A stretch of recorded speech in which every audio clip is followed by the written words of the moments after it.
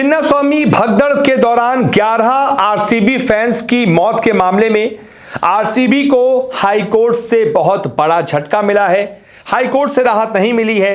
अब इसका मतलब क्या है, आगे क्या होगा, यह राहत न मिलने का मतलब क्या है और इस झटके को कैसे देखा जा रहा है, यह मैं आपको अपने इस वीडियो में बताता हूं। दरअसल बहुत सारे फैंस हैं जो इस बात को लेकर परेशान हैं कि यार जब तक कोर्ट में मामला है, ये जो बैन वाला एक खतरा है वो आरसीबी पर मंडराया हुआ है। कई लोग ऐसा दावा कर रहे हैं कि आरसीबी जो है वो बैन हो सकती है, बीसीसीआई उस पर कार्रवाई कर सकती है, क्योंकि बीसीसीआई ने अपना पल्ला जो है वो झाड़ लिया है और कह दिया है कि ये तो आरसीबी का निजी कार्यक्रम था, बीसीसीआई का इससे कोई लेना देना नहीं है। हम देखें क्या कार्रवाई करनी होती है। कल ही देवजीत सैकिया जो कि बीसीसीआई के सचिव है, उन्होंने ये कह दिया था।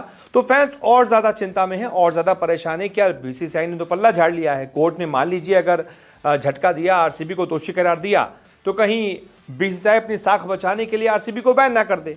तो ये डर सबके फैंस के मन में है, जहन में है। लेकिन मैं आपको इसकी असली हकीकत बताता हूं कि कोर्ट से झटके का मतलब है क्या।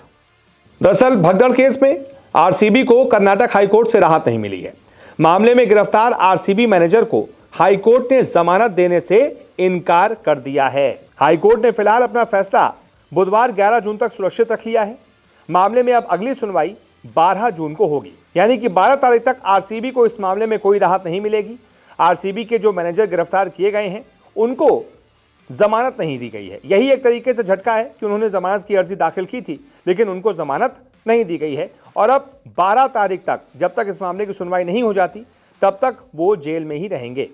कर्नाटक हाईकोर्ट ने मंगलवार को आरसीबी के marketing and revenue head Nikhil Sosale को अंतरिम राहत देने से इनकार कर दिया है।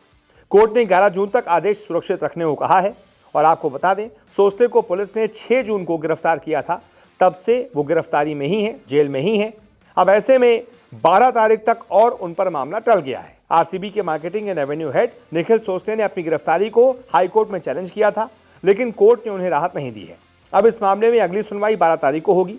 सोसले ने याचिका में अपनी गिरफ्तारी को अवैध बताया था और पुलिस की कार्रवाई को राजनीतिक निर्देशों से प्रभावित बताया था, लेकिन कोर्ट ने सोसले को जमानत देने से इनकार कर दिया। इसका मतलब हाईकोर्ट ये नहीं मानता कि पुलिस की कार्रवाई गलत थी या फिर पुलिस की कार्रवाई राजनीतिक निर्देशों से प्रभावित थी, यानी कि पुलिस ये कार्रवाई सही मान रही है।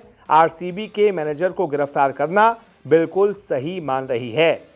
आपको बता दें, आरसीबी के आईपीएल 2025 का खिताब जीतने के अगले दिन यानी 4 जून को जश्न मनाने के लिए, टीम और ट्रॉफी का दीदार करने के लिए चिन्नास्वामी स्टेडियम के पास बड़ी संख्या में फैंस जमा हुए थे और इसी दौरान भगदड़ मचने से 11 फैंस की मौत हो गई। इस भगदड़ के लिए जवाबदेही तय करने के क्रम में राज्य सरकार ने कई आला पुलिस अधिकारियों को भी सस्पेंड कर दिया। पूरा केस किया गया, एफआईआर हुई। ऐसा एफआईआर जो है आरसीबी पर भी हुई, कर्नाटक स्टेट क्रिकेट एसोसिएशन पर भी हुई, मार्केटिंग एजेंसी पर भी हुई, एडवर्टाइजिंग एजेंसी पर भी हुई और अब इसके बाद ये पूरा मामला कोर्ट में चल रहा है और इसी दौरान कोर्ट से खबर आ रही है कि आरसीबी के मैनेजर को राहत नहीं मिली है, उनको अभी जमानत नहीं दी जाएगी। अब इसका मतलब ये नहीं है कि वो दोषी करार दे दिए गए हैं या फिर आरसीबी दोषी करार दे दी गई है, ऐसा कुछ भी नहीं है। अभी सिर्फ ट्रायल चल रहा है और जैसे जैसे अपडेट्स वहाँ से आते रहेंगे हम आपको बताते रहेंगे।